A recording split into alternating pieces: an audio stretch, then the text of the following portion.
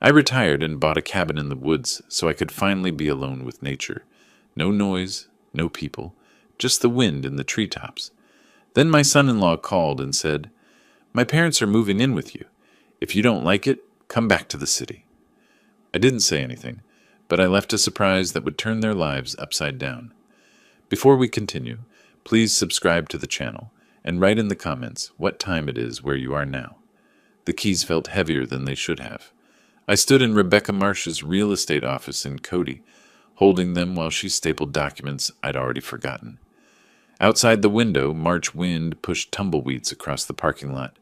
"Congratulations, Mr. Nelson." Rebecca smiled like she'd handed me the world. Maybe she had. "You're officially a property owner in Park County." The cashier's check, $185,000, had left my account that morning. 40 years of overtime shifts, skip vacations, pack lunches. 4 decades compressed into 6 figures, now converted into 800 square feet of timber and solitude, 12 miles from civilization. "Thank you." I pocketed the keys and shook her hand. My fingers were steadier than I expected. The drive from her office took me west on Highway 14, then north onto roads that grew narrower with each turn. Pavement became gravel. Gravel became dirt. Cell service dropped from 4 bars to 2, then 1. I stopped at a general store and bought coffee, bread, eggs, butter. The clerk asked if I was visiting. "Living," I said. She nodded like I'd said something wise. The final 2 miles climbed through pine forest so thick the afternoon sun barely penetrated. When the cabin appeared in its clearing, I pulled over and cut the engine. Elk, 4 of them, grazed 50 yards beyond the porch. They raised their heads, studied my truck, then resumed eating. One flicked an ear at a fly. I sat there for 5 minutes, watching them. No honking, no sirens, no voices bleeding through apartment walls. The cabin was exactly as the photos promised. Weathered cedar logs, green metal roof, stone chimney. Small, yes, but mine. I unlocked the door and stepped inside. The air smelled like pine sap and old wood smoke. 1 main room with a kitchenette, a bedroom barely large enough for a double bed, a bathroom with a shower stall I'd have to enter sideways. Perfect. I unloaded the truck slowly, methodically, tools on the pegboard above the workbench, hammer, wrenches, handsaw, each in its designated spot. Books stacked on the shelf by subject. History, engineering manuals. 3 novels I'd been meaning to read for a decade. Coffee maker positioned on the counter where morning light would hit it first. Every item placed with intention, creating order from the chaos of moving boxes. By the time I finished, the sun was lowering. I made coffee, too late in the day, but I didn't care, and carried it to the porch. The rocking chair I'd bought specifically for this moment creaked under my weight. The elk had moved deeper into the clearing. A hawk circled overhead, riding thermals. I called Beulah. "Dad!" Her voice came through bright and immediate. "Are you there? Did you get it?" "Signed the papers this morning," I said. "I'm sitting on the porch right now watching elk." "I'm so proud of you." The warmth in her tone made my chest tighten. "You earned this." 40 years. I sipped coffee. 40 years I dreamed about mornings where I'd drink coffee and watch wildlife instead of highway traffic. "You deserve every moment of peace." She paused. "Cornelius has been so stressed with work lately. Sometimes I forget what peaceful even looks like." Something in the way she said it made me pause. "Everything okay?" "Oh, fine. You know how it is. Middle management pressures." She laughed, but it sounded thin. "When can I visit?" "Anytime, honey. You know that." We talked for another 10 minutes. Her students, her garden plans, safe topics. When we hung up, I sat watching the sun paint the mountains orange and purple. The coffee had gone cold, but I drank it anyway. The phone rang an hour later. My parents lost their house. Cornelius didn't bother with hello. His voice had the flat tone he used for conference calls. "They're moving in with you for a couple months until they find a place." My hand tightened on the armrest. "Wait. What?" "Cornelius, I just bought this place. It's barely... For a couple months, until they find something. I bought this place to be alone. I spent my entire retirement on... Then you should have stayed in Denver. Friday morning. I'll text you their arrival time." The line went dead. I sat there holding the phone, staring at the clearing where the elk had been. They'd moved on. Smart animals. My knuckles had gone white on the armrest. I forced myself to release it, flex my fingers. Breathe. Inside, I poured another coffee I didn't want and sat at the kitchen table. From my jacket pocket, I pulled a small notepad and a pen. The kind of engineering pad I'd carried for 40 years. Grid paper for sketches and calculations. I started writing. Not emotional venting. Questions. Timeline estimates. Resource assessments. The cabin keys sat on the table beside my notepad. An hour ago, they'd meant freedom. Now they meant something else entirely. I picked them up, felt their weight, set them down with deliberate care. 40 years I'd been the reasonable one, the peacemaker, the man who swallowed inconvenience to keep family peace. Not anymore. Dawn came through the kitchen windows and found me still at the table. Empty coffee cups formed a semicircle around my notepad, which had grown dense with lists, diagrams, questions written and rewritten. I hadn't slept, didn't need to. My mind felt sharp in a way it hadn't for years, focused, crystalline, operating on something cleaner than rest. I made fresh coffee and studied my notes. Then I cleaned up, loaded my truck, and drove back to Cody. The Yellowstone National Park Ranger Station sat 20 minutes west, a modern building designed to blend with the landscape. Inside, educational displays showed wolf packs, bear territories, elk migration patterns. A ranger, maybe 40, with the weathered face of someone who spent more time outdoors than in, looked up from his desk. "Help you?" "I just moved up from Denver," I said. "Bought a place off County Road 14. "Beautiful area," he smiled. "You'll want to be careful with food storage. Lots of bear activity come spring." "What about wolves? I've heard they're back in the region." "Reintroduction's been successful." He stood and moved to a wall map, pointing to areas marked with colored pins. "They're usually shy, but they've got incredible sense of smell. Can detect prey or food from miles away. You hunting?" "No, just curious. I want to be prepared." "Smart." He handed me a pamphlet. "Keep your property clean. Don't leave attractants out unless you want visitors." I took careful notes in my field notebook. Wind direction, pack territories, seasonal behavior patterns. I thanked him warmly, mentioned again that I was from Denver and still learning about mountain life. Every word calibrated to sound naive, concerned, exactly what he'd expect from a nervous newcomer. Back in Cody, I found an outdoor supply store, the kind with taxidermy on the walls and racks of camouflage gear. The camera section sat between hunting equipment and security systems. "Looking for wildlife cameras," I told the clerk. "Want to monitor bear activity near my property." He showed me 2 models with motion activation, night vision, cellular connectivity. "These'll do you right. We get lots of folks wanting to keep an eye on their land." $340. I paid cash. At the cabin Wednesday afternoon, I installed them methodically, one covering the driveway approach, one angled toward the front porch.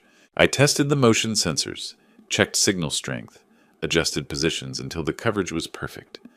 The engineering part of my brain, 40 years of solving structural problems, found satisfaction in the precision.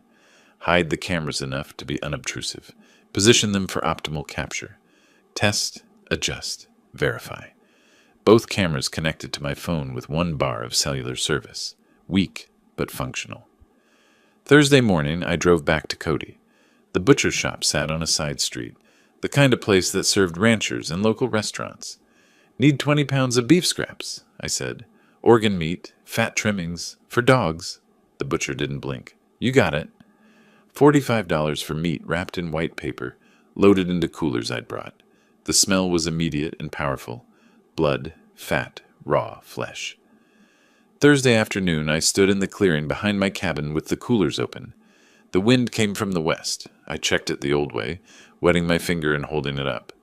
I walked 30 yards from the structure, upwind. Then I placed the meat in 3 piles, spreading it to maximize scent dispersion. Not random, calculated. Close enough to draw predators to the area. Far enough that they'd focus on the piles, not the building. I wasn't trying to endanger anyone. I was trying to educate them. Back inside the cabin, I moved through each room. Locked windows. Turned off unnecessary power. Set the thermostat to minimal heat, protecting my investment while setting my trap. I paused at the door, took one last look at the space I'd inhabited for less than 3 days, and left without hesitation. The drive to Denver took 5 hours. I arrived at my old house just before midnight, the suburban place I hadn't yet sold, still partially furnished but hollow. I unloaded my truck, set up my laptop in the living room, propped my phone where I could watch the camera feeds. Then I waited. Friday morning at 10 o'clock, a sedan appeared on my phone screen. Leonard and Grace emerged, looking around with expressions I recognized even on the small display. Displeasure, judgment. The camera microphone picked up their voices. "This is where he's living now?" Grace wrinkled her nose. "It smells like pine and dirt. At least it's free?" Leonard walked toward the cabin. "We'll stay a few months. Let Cornelius figure out the next step." "I don't see why we had to come all the way out." Grace stopped, froze. "Leonard! Wolves!" 3 shapes emerged from the northwest tree line, gray and brown, moving with cautious purpose toward the meat piles. Not aggressive, not interested in humans, just hungry. Leonard saw them, turned white. "Get in the car! Get in the car now!" They ran. Grace stumbled, recovered. Car doors slammed. The engine started and gravel sprayed as they reversed wildly, then accelerated down the driveway. The wolves, unbothered, continued toward the meat. I closed the laptop and picked up my coffee, took a slow sip. 20 minutes later, my phone rang. "What did you do?" Cornelius's voice had lost its businesslike edge. Now it was just fury. "My parents nearly got attacked." "I didn't do anything," I said calmly. "I warned you this property is in the wilderness. You set this up. You baited those animals." "Cornelius, I live in wolf country. Wolves live here. This is their home. Maybe you should have asked before assuming you could use mine. You're insane. You're going to what? Sue me because wildlife exists on my property? Good luck with that. This isn't over." "No," I said. "It's just beginning." I pressed end call, set the phone down deliberately, returned to my laptop and opened the footage again, watching the wolves finish the meat and disappear back into the forest. Outside my Denver window, the mountains rose in the distance. Somewhere up there, my cabin waited. I'd been planning defense. But sitting there, watching the recording one more time, I realized something had shifted. This wasn't about defense anymore. 2 weeks passed before Cornelius made his next move. I spent those days settling into the routine I'd imagined. Coffee on the porch at dawn, watching elk drift through the clearing, reading books I'd postponed for decades. But the peace felt conditional now, like standing on ice that might crack. I checked my phone more than I wanted to, kept the camera feeds open on my laptop, listened for vehicles on the dirt road. Mid-April brought warmer afternoons and the first serious wildflowers. I was splitting firewood when my phone rang. Beulah. "Dad, please!" Her voice broke on the second word. She was crying. Cornelius showed me the footage of the wolves. That could have been so much worse. I set down the axe and walked to the porch. "Beulah, honey, wolves live in these mountains. I didn't create that situation. I warned Cornelius this wasn't appropriate housing for his parents. But you knew they were coming. You could have done something to make it safer." The script was obvious.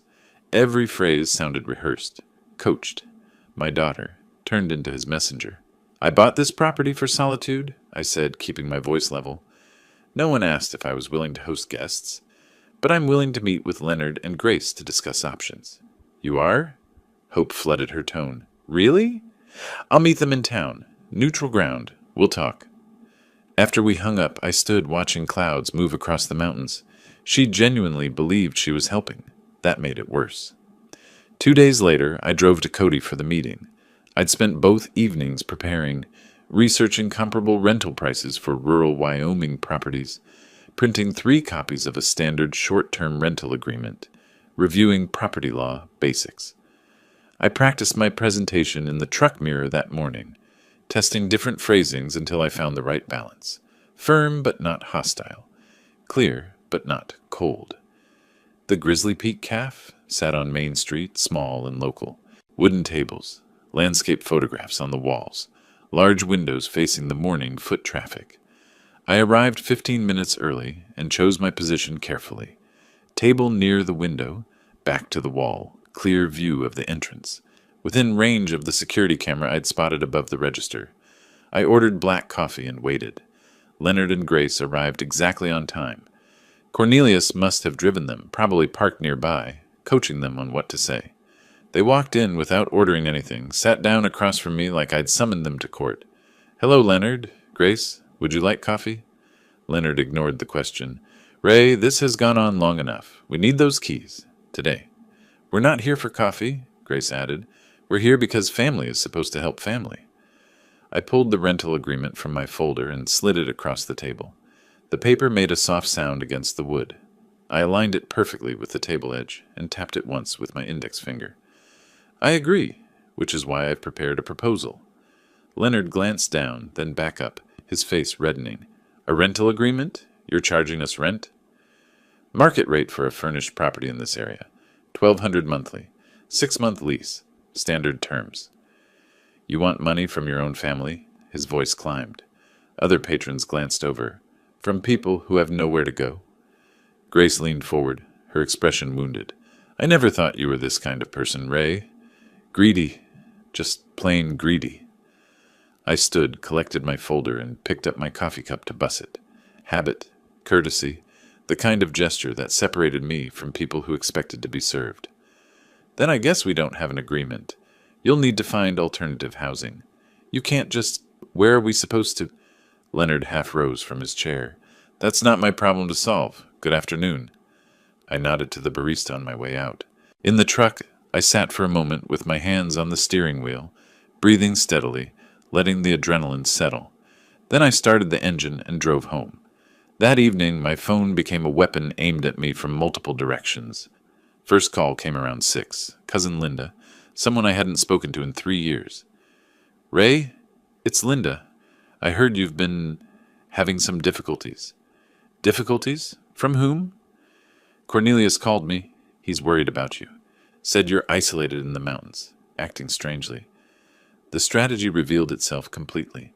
He was building a narrative, planting seeds with every family member he could reach. "Linda, I'm fine. I retired to Wyoming." "That's not strange.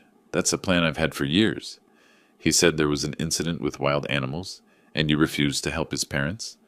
"That's an interesting version of events. Thanks for checking on me, Linda. I'm doing well." I ended the call and stared at the phone. 20 minutes later, a former colleague from Denver. Same script, different voice. Cornelius had reached out, expressing concern about Ray's mental state. The third call came at 8:30. Beulah again.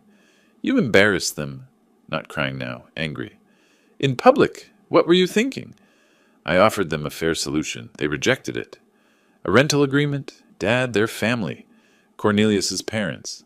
And this is my home, my retirement, my one place of peace, which I bought with money I saved for 40 years. Cornelius was right. You've changed. You've become someone I don't recognize." The words landed like she'd meant them to. I kept my voice quiet, controlled, even as something cracked inside my chest. Maybe I have, or maybe everyone else has, and I'm just finally noticing. The line went dead. She'd hung up on me.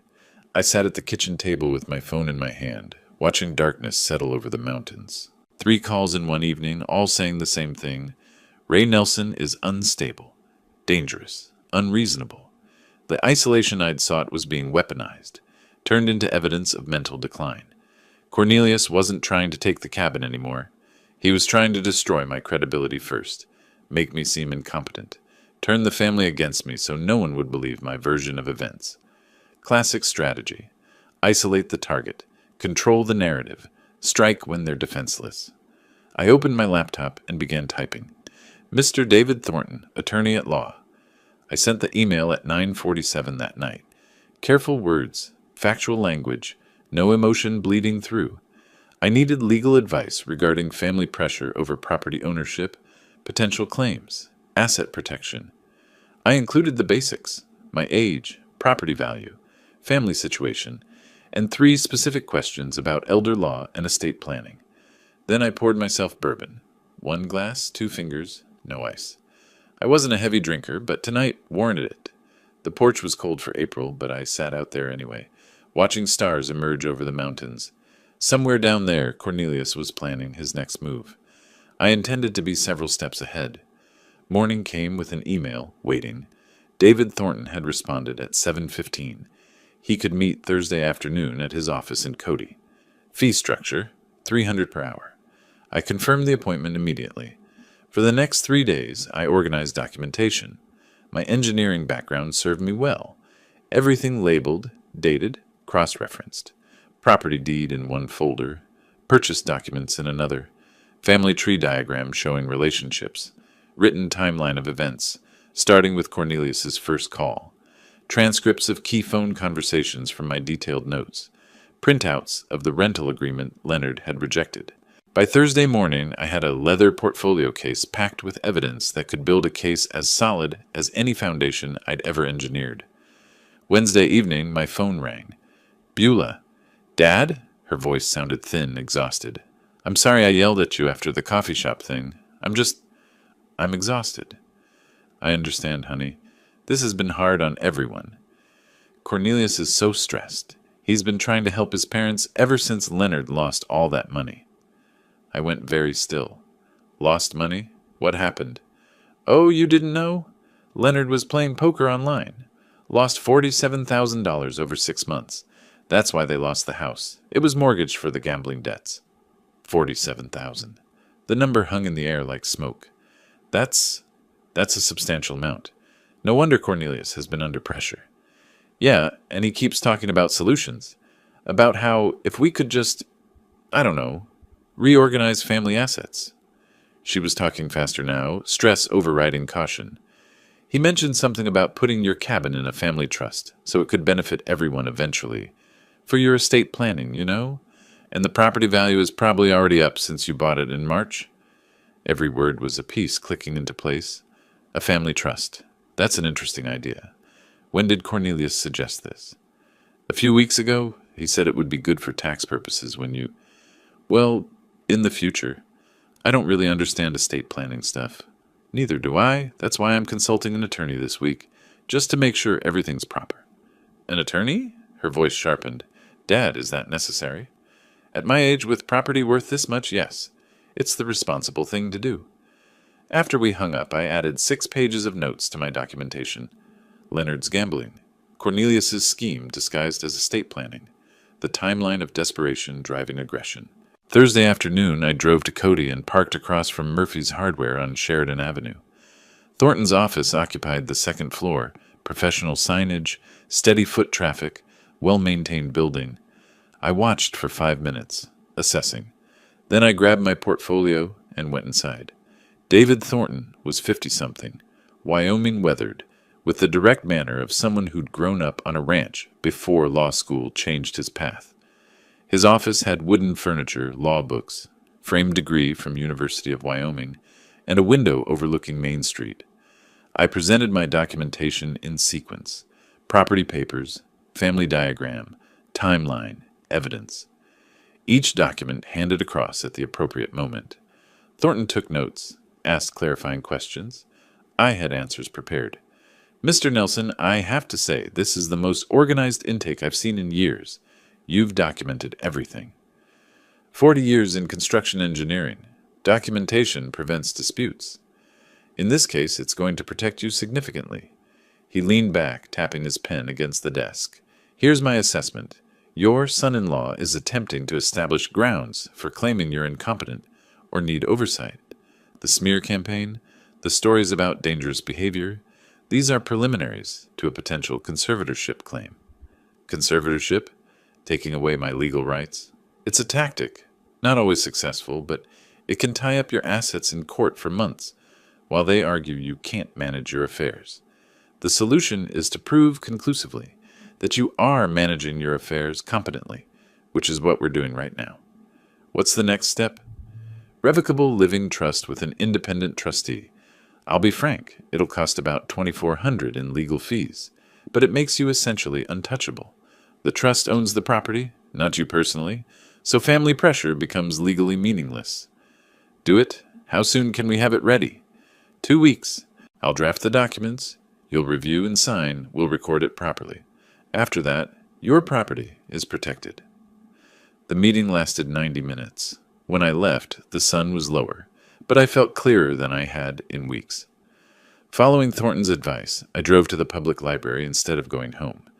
I chose a corner computer terminal, back to the wall, habit, and accessed Colorado property records.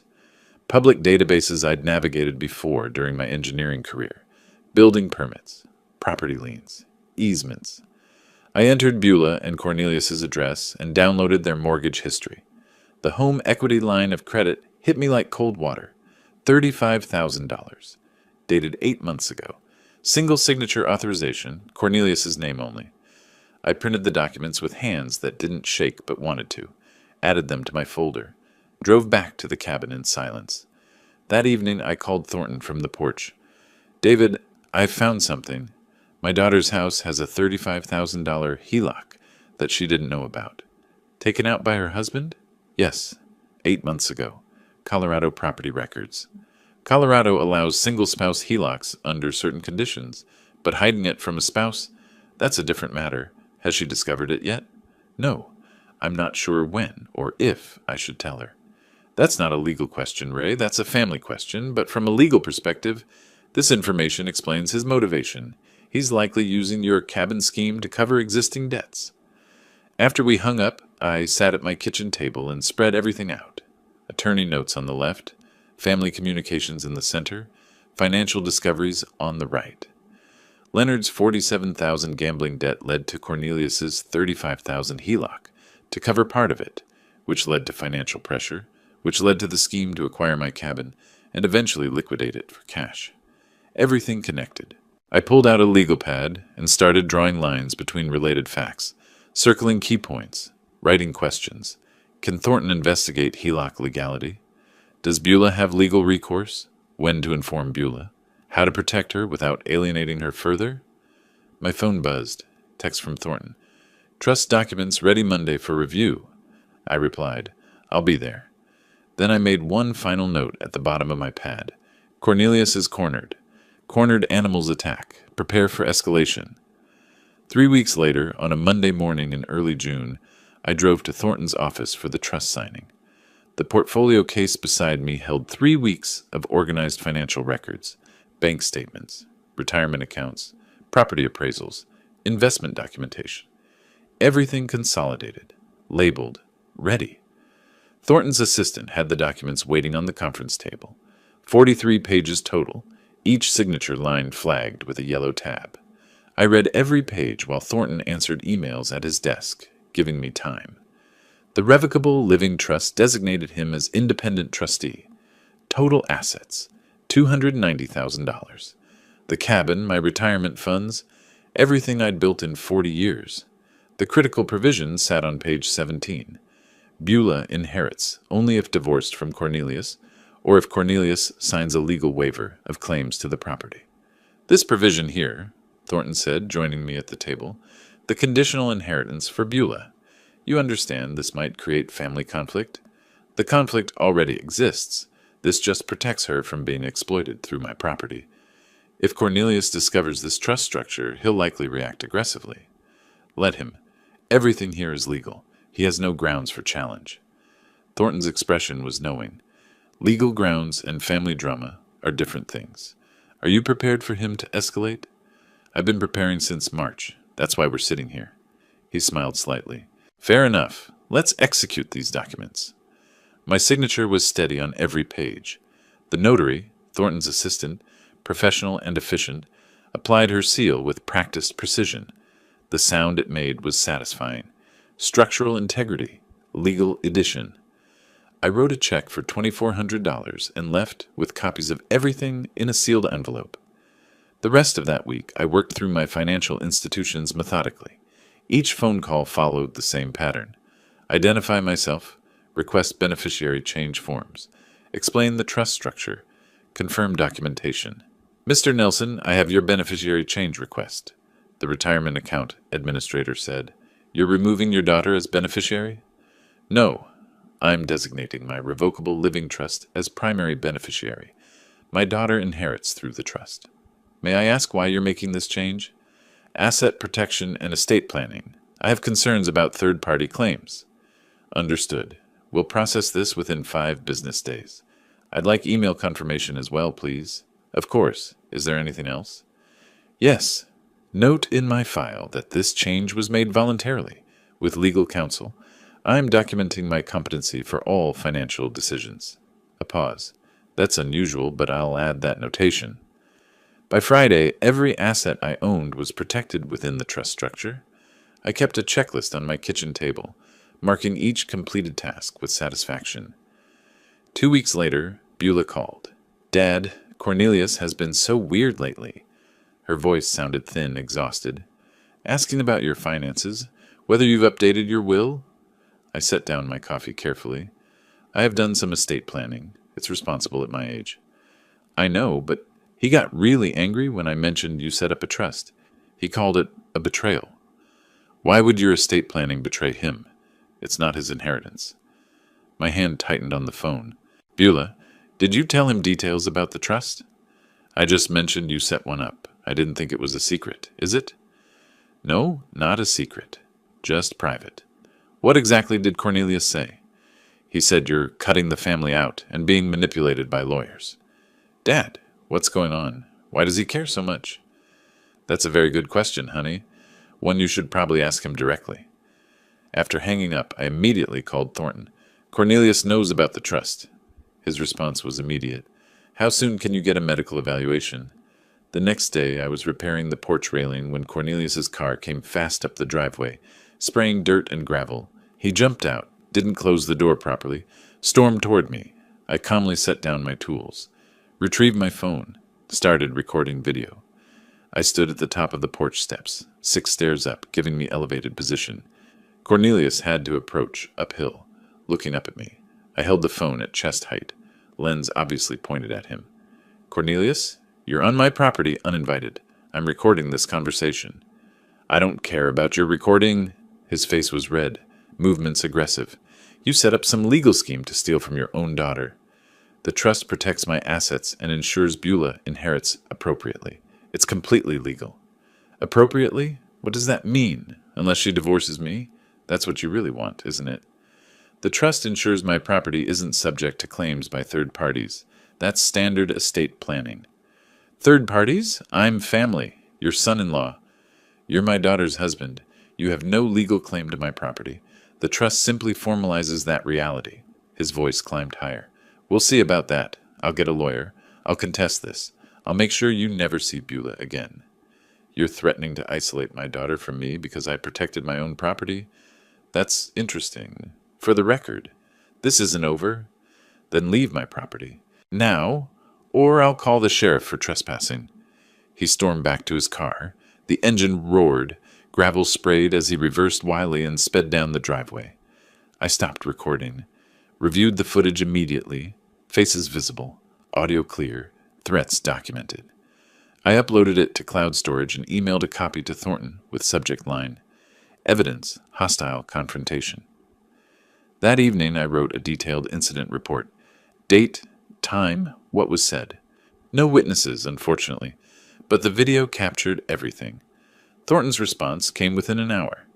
Continued documenting everything. Consider medical evaluation to preempt competency challenges. Expect retaliation. They're running out of options. I called Dr. Patricia Chen's clinic the next morning. The receptionist asked if something specific prompted the request. "I'm 67, I own property, and I want documentation that I'm healthy and competent. Preventive planning." The appointment was scheduled for the following Monday. I sat at my table that night, reviewing the confrontation video, watching Cornelius's rage play out on the small screen. His mask had dropped completely when the money was threatened. Every word recorded, every threat documented. My phone buzzed, email from Thornton. "Good thinking on medical eval. They'll likely try Adult Protective Services next. Standard playbook for these situations. Stay ahead of them." I typed back, "Already scheduled. Appointment next week."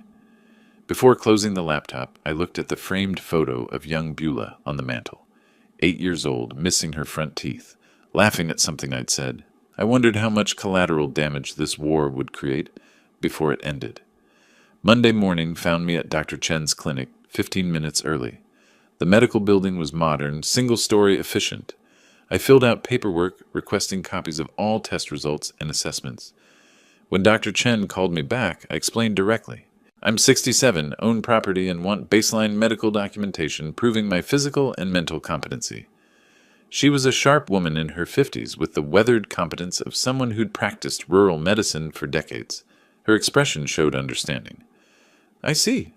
Unfortunately, I've encountered situations like this before. Adult children sometimes challenge parents' competency to gain control of assets. That's exactly what I'm preventing. Can you provide a detailed written assessment? Absolutely. I'll conduct comprehensive cognitive testing and provide a formal letter. For legal purposes, correct? Correct. I want documentation that can stand up in court if necessary. Then let's be thorough. The examination took 90 minutes. Blood pressure, reflexes, blood work, then cognitive testing, mini mental state examination, clock drawing, memory recall exercises. She asked me to draw a clock showing 3:15. I drew it precisely. She asked me to remember 3 words, apple, table, penny, and recall them after 5 minutes. I remembered all 3. She asked me to count backward from 100 by sevens. I did so accurately. When finished, Dr. Chen typed notes at her computer, then printed a letter on clinic letterhead. Mr. Ray Nelson is mentally competent, physically healthy, fully capable of managing his own affairs and making independent decisions regarding his property and finances. Patient alert, oriented, cognitively intact. No signs of dementia, confusion, or diminished capacity. She signed it, applied the clinic stamp, handed me both the letter and copies of all test results. $240 for the extended evaluation. I paid by credit card, noting the transaction carefully for my records. 2 days later, I was in my workshop shed, organizing tools, when an unfamiliar sedan pulled up. A professional-looking woman in her 40s emerged, carrying a tablet and official folder. Mr. Nelson, I'm Margaret Willows from Adult Protective Services. I'm here regarding a complaint filed about your welfare.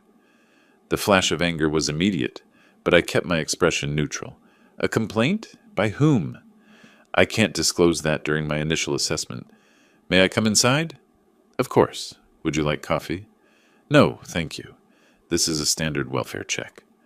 I led her inside, door held open. Transparency. I should tell you up front, I'm involved in a property dispute with family members. I suspect this complaint is part of that conflict, not genuine concern about my welfare. I appreciate your honesty. I'll conduct my assessment objectively. If the complaint is unfounded, I'll document that. Margaret walked through the cabin with her tablet, documenting everything. The kitchen was clean, organized, bills paid and filed systematically, refrigerator stocked with fresh food, bathroom tidy, bedroom orderly, no safety hazards, no signs of neglect or confusion. Do you have any difficulty managing daily tasks, cooking, cleaning, paying bills? No difficulty at all. I've lived alone since retiring. I manage everything independently.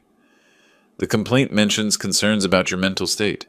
Have you experienced memory problems, confusion, or difficulty making decisions? I retrieved the folder from my desk. I had a comprehensive medical evaluation 2 days ago specifically to address this concern. She read Dr. Chen's assessment carefully. This is very thorough and recent. Most people in your situation don't have current medical documentation. I anticipated false allegations. I wanted evidence ready. That's quite strategic thinking, Mr. Nelson. 40 years as an engineer, I believe in planning ahead. I also provided recent bank statements showing responsible financial management and copies of my trust documents proving sophisticated estate planning. Margaret took extensive notes. Her professional demeanor remained neutral, but I recognized the pattern in her questions. She'd seen this before. Family exploitation disguised as concern. 3 days later, Attorney Thornton obtained copies of the official complaint through legal channels. I read it at my kitchen table, slowly, completely, multiple times. Cornelius and Leonard had signed as co-complainants. The allegations were specific and completely false. Claim, Ray threatened family members with weapons. False, I've never owned firearms. Claim, exhibits paranoid behavior, including security cameras everywhere. The cameras exist for legitimate property protection after actual threats. Claim, refuses medical care. False, I'd just completed comprehensive evaluation. Claim, struggles with basic tasks, and makes irrational financial decisions. The trust was sophisticated planning, not irrational. Grace provided a supporting statement claiming I endangered them with wild animals. The wolf incident from March, now twisted into evidence of incompetence. The complaint requested mandatory psychiatric evaluation and possible conservatorship proceedings. My jaw tightened as I read. My knuckles went white gripping the pages. They weren't just attacking my property anymore. They were attacking my autonomy, my competency, my freedom. This was war. 10 days after Margaret's visit, official notification arrived. Adult Protective Services case closed. Complaint determined unfounded. Margaret's report stated clearly, subject is competent, living independently and safely, no evidence of exploitation, neglect, or diminished capacity. Recent medical evaluation confirms cognitive and physical health. Complaint appears motivated by family property dispute, rather than genuine welfare concerns. No further action warranted. I created a new folder labeled APS False Complaint, Evidence, and filed everything systematically. The original complaint with false allegations, Margaret's assessment report, case closure letter, my medical evaluation, photographs of my well-maintained cabin, my written rebuttal to each false claim with supporting evidence. The folder joined the growing collection on my shelf. I was building a comprehensive case file. My phone rang. Thornton. Ray, I found something. Leonard and Grace have been using your cabin address for something. Public records show mail being sent there in their names. This could be mail fraud or identity theft. We need to investigate immediately. I looked out the window at the mailbox by the road. I hadn't thought to check for mail addressed to people who don't live here. I'm heading there now. I grabbed my truck keys, wondering what else I was about to discover. I grabbed my keys and drove down the long driveway to the mailbox. Quarter-mile of dirt road, dust rising behind the truck in the late afternoon heat. August in Wyoming made the air shimmer above the ground. The mailbox was standard aluminum on a weathered post, surrounded by tall grass. I pulled on gloves before opening it. Didn't want my fingerprints on mail that wasn't mine. 3 envelopes, all addressed to Leonard Harrison or Grace Harrison at my cabin address. Wyoming Department of Family Services, First Mountain Credit Union, Social Security Administration. I photographed each envelope carefully with my phone, front, back, postmarks visible, dates clear. Then I placed them in a plastic evidence bag I'd brought specifically for this purpose and drove back to the cabin. Thornton answered on the first ring. Ray, I found something significant. Leonard and Grace have been using your address for official correspondence. For what purpose? Benefits fraud, possibly. They're receiving mail from Wyoming Social Services, and they've opened a bank account using your cabin address, but your camera footage proves they don't live there. That's a federal crime, isn't it? Mail fraud, benefits fraud, potentially identity theft if they claim to have your permission. We're talking years in federal prison if prosecuted. I looked at the evidence bag on my kitchen table. Then we report it. I'm not covering for criminals just because they're related to my son-in-law. Understood. I'll prepare the evidence package and contact the U.S. Attorney's Office. Ray, this changes everything. Once federal charges are filed, their credibility is destroyed. Good. Maybe they'll finally face consequences for their actions. The next week moved quickly. I compiled evidence with the same precision I'd brought to 40 years of engineering projects.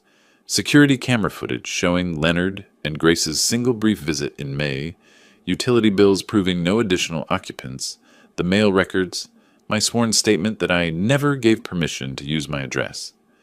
Thornton forwarded everything to Assistant U.S. Attorney James Morrison in the Economic Crimes Division. Morrison called me 3 days later. Mr. Nelson, Attorney Thornton provided compelling evidence of benefits fraud using your property address. I never gave permission for them to use my address. I have camera footage proving they don't live here. I've reviewed the footage. It's clear they visited once briefly and never returned. How long has mail been arriving in their names? Based on postmarks, at least 6 weeks. That establishes pattern. Combined with benefits applications claiming Wyoming residency, we have sufficient evidence for federal investigation. I'll be frank, this will likely result in criminal charges. I'm not trying to ruin their lives, but I won't allow my property to be used for fraud. You're doing the right thing by reporting this. We'll handle it from here."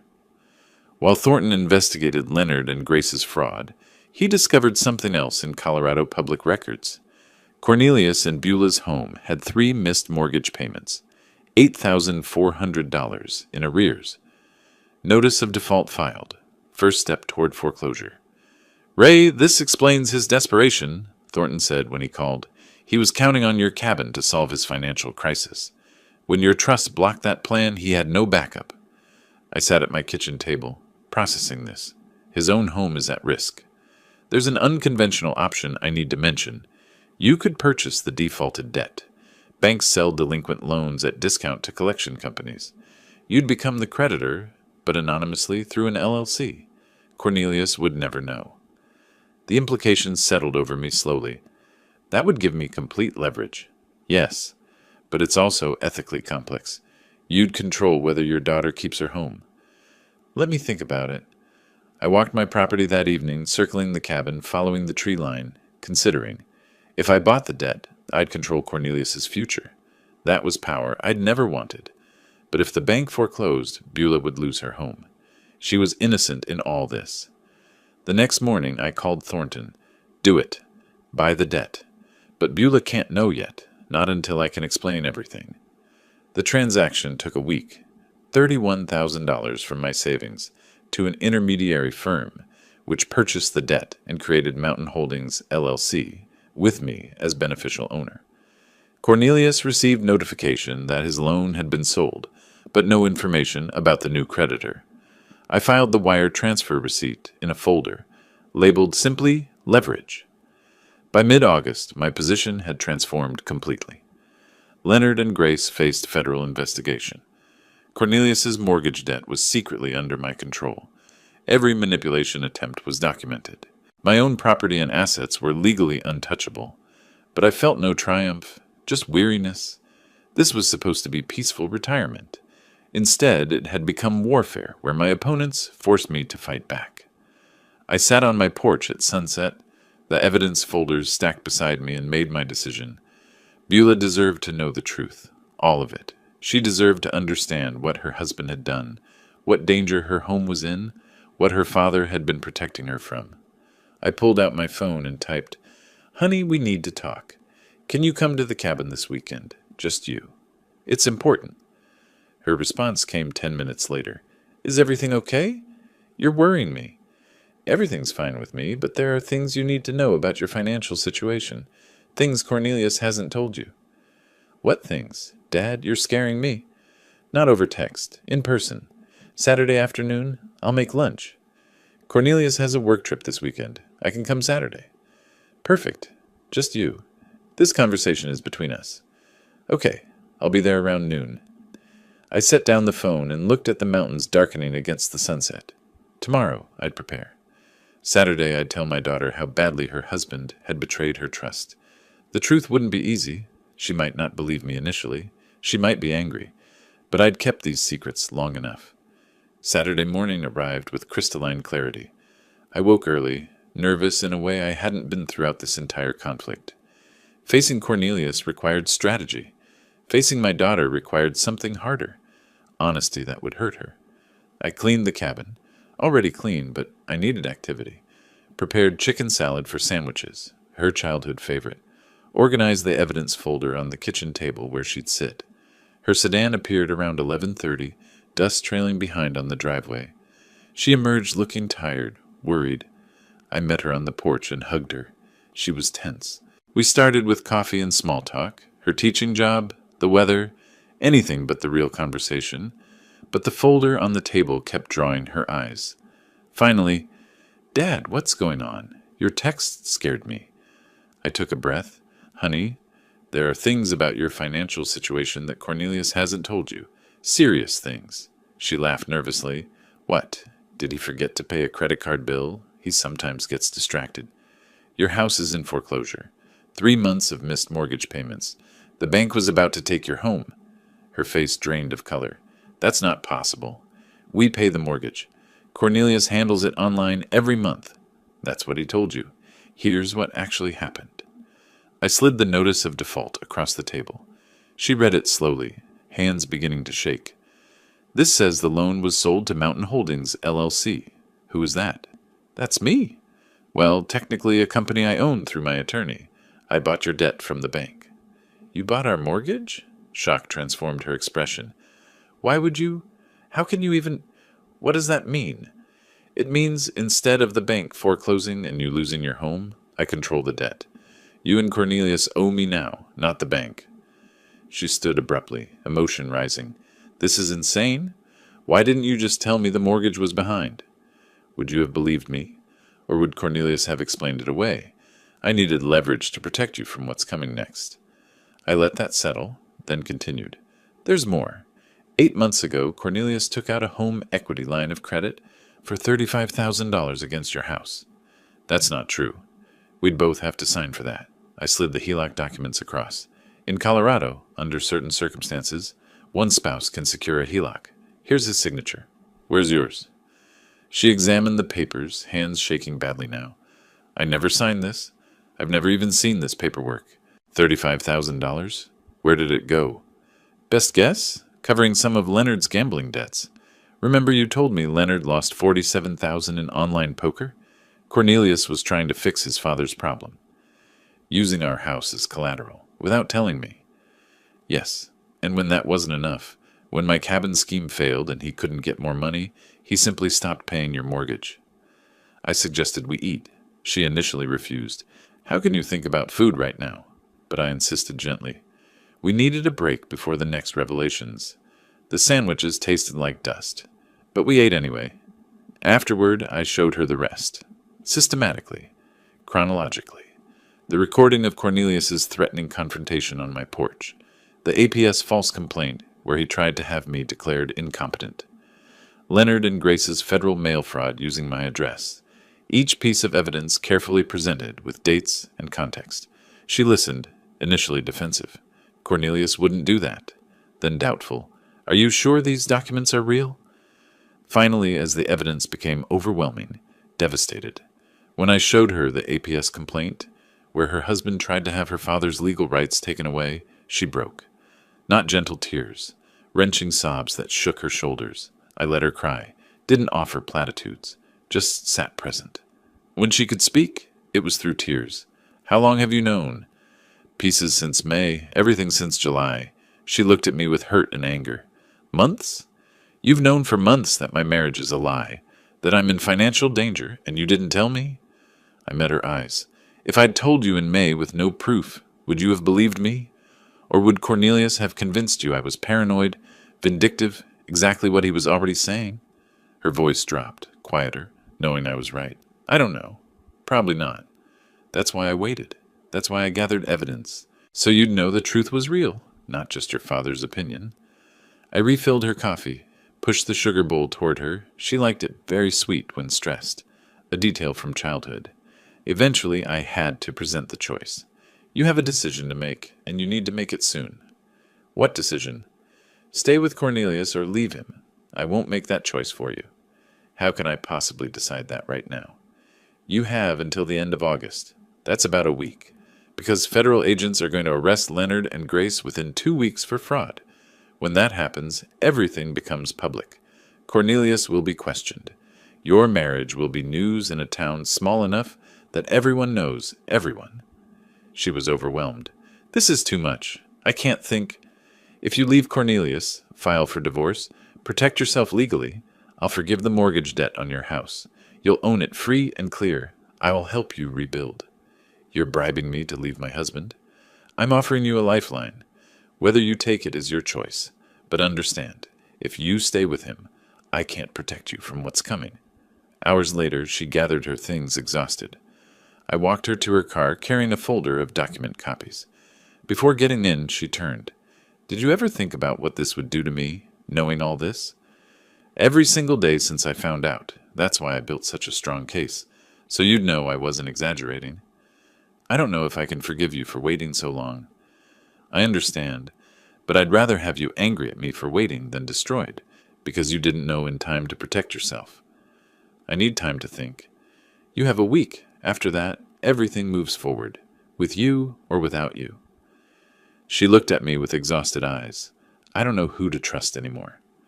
Trust the documents. They don't lie. People do. She drove away without looking back. I stood in the driveway watching until her car disappeared, wondering if I'd just lost my daughter or saved her. 5 days later, Wednesday morning, I was drinking coffee on the porch when my phone rang. Thornton, it's happening now. Federal agents are executing arrest warrants for Leonard and Grace in Colorado. Thought you should know. I set down my coffee carefully, not celebrating, just acknowledging. Thank you for telling me. An hour passed. Then my phone rang again. Beulah, her voice shaken.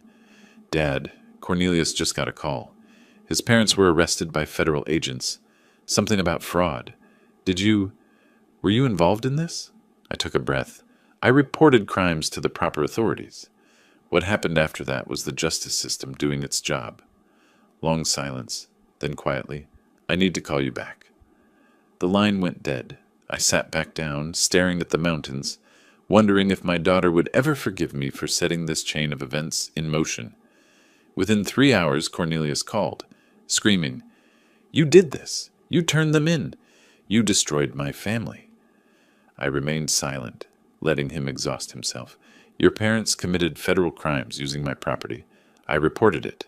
That's what law-abiding citizens do. I'll tell everyone. I'll make sure they know you orchestrated this, that you're vindictive and cruel. Go ahead. I have documentation of every crime they committed. My attorney will be happy to share it publicly. Thornton had driven to my cabin specifically for this moment. I handed him the phone. Mr. Harrison, this is David Thornton, legal counsel for Ray Nelson. His voice was professional, measured, final. Your parents committed federal crimes. My client fulfilled his civic duty by reporting those crimes to authorities. Any attempt to defame him will result in immediate legal action. Do you understand? Click. Cornelius had hung up. Friday afternoon, Cornelius attempted to sell the house he shared with Beulah, desperately needing cash for his parents' legal defense, for his own survival. But the title search revealed the problem. The mortgage was in default and owned by Mountain Holdings, LLC. His realtor explained he couldn't sell without the lien holder's approval. Cornelius called Thornton in a panic. Your firm owns my mortgage? How is that possible? My client purchased your defaulted debt through legal channels. You were notified weeks ago that your loan was sold. I need to sell this house. My parents need lawyers. Please. Thornton's response was calm. My client is willing to discuss terms. You'll receive formal offer within 24 hours. Saturday morning, a courier delivered a certified letter. Inside, formal offer from me through Thornton's firm. Terms, I would forgive the entire mortgage debt. $35,000 remaining balance plus $8,400 in arrears. Total debt forgiveness of $43,400. Conditions. Cornelius must sign divorce papers with no asset claims. He must sign legal waiver, relinquishing any claims to my property, estate, or assets. He must sign sworn statement, acknowledging he had no legal right to use my cabin or involve me in his financial problems. Deadline, 72 hours. If he refused, I would foreclose immediately. He'd lose the house anyway with nothing gained. Cornelius called Beulah, tried to convince her to fight this with him. Her response, which I learned later, was simple. I already filed for divorce yesterday. Sign the papers, Cornelius. It's over. Monday morning, Cornelius appeared at Thornton's office. Thornton described him later. Disheveled, unshaven, dark circles under his eyes, hands shaking. He signed every document. Divorce agreement, property waiver, sworn statement. When it was done, he asked quietly, Can I at least keep the house? Thornton's response was matter of fact. Once the divorce is final, the house will be deeded to Beulah, free and clear. You'll need to find other accommodation. Cornelius left without another word. That same afternoon, my phone rang. Beulah, her voice was different, still hurt, still processing, but stronger. Dad, I signed the divorce papers. I'm leaving him. I can't stay in that house. Too many memories. Can you help me find something near you? I want to start over. Relief flooded through me, not triumph, just profound relief. Of course, honey. We'll find you something perfect. Close enough to visit. Far enough for your independence. Are you disappointed in me for not seeing what he was sooner? Never. You trusted someone you loved. That's what good people do. He betrayed that trust. That's on him, not you." Her voice broke slightly. "Thank you. I needed to hear that. You're my daughter. I'm proud of you for making the hard choice. That takes real strength." After we hung up, I walked outside to the porch, sat in the rocking chair I'd bought for retirement. For the first time in months, I simply sat still without planning, strategizing, or worrying. The evening was clear. Elk grazed in the clearing. Mountains stood eternal in the distance. I rocked, slowly, rhythmically, and allowed myself to feel the weight lifting. Not gone completely. Beulah still needed to heal. The divorce needed to finalize. Leonard and Grace still needed sentencing. But lifting. The immediate danger was over. My daughter was safe. My property was secure. Almost finished. Just one more chapter to write. The one where we figure out what peace actually looks like. 2 weeks later, I sat in a federal courtroom in Cheyenne, Wyoming, attending Leonard and Grace's sentencing hearing. I didn't have to be there. The prosecutor didn't require my presence, but I needed to see this through to the end. Leonard and Grace stood before the judge, looking diminished in their federal court attire. Their attorney had negotiated a plea deal, guilty pleas to reduced charges in exchange for lighter sentences. The judge reviewed their criminal history, none, and their ages, then the evidence of their guilt, which was overwhelming. "Mr. and Mrs. Harrison, you've pleaded guilty to benefits fraud. The court accepts your plea agreement." The judge's voice was firm. "I want to be clear about the severity of your actions. You exploited systems designed to help citizens in genuine need." "Yes, Your Honor," Leonard said quietly. 2 years supervised probation, $45,000 in restitution and fines, permanent ban from federal and Wyoming state benefit programs. You'll report monthly. Any violation results in immediate imprisonment. Do you understand?" "Yes, Your Honor," they said in unison. "You're fortunate to avoid prison. Don't squander this opportunity. Dismissed." As I left the courthouse, Leonard caught my eye across the lobby. A moment of mutual recognition. He looked away first, defeated. I felt no triumph, only closure. Beulah told me later that Cornelius moved to a small efficiency apartment in a cheaper area of Denver. He took minimal belongings, whatever fit in his car. "I saw him one final time when he came for his things," she said. "He looked like a stranger, not angry, just empty. He signed the final divorce papers without a word and left." The divorce was finalized by mid-September. Beulah legally resumed her maiden name, Beulah Nelson. With my help, she found a small 2-bedroom house in Cody, about 15 minutes from my cabin. It was modest but charming. Older construction, needed updates, but had good bones and a view of the Absaroka Mountains. I provided the down payment as a gift. Beulah secured a mortgage for the remainder using her teaching income and her own excellent credit. She also landed a 3rd-grade position at Cody Elementary, starting immediately. I helped her move in, spending a weekend painting rooms and assembling furniture. Simple work, but profoundly meaningful, rebuilding our relationship through practical acts of service. Healing wasn't linear for Beulah. Some days she was optimistic about her fresh start. Other days she was angry, at Cornelius, at herself, even at me for not telling her earlier.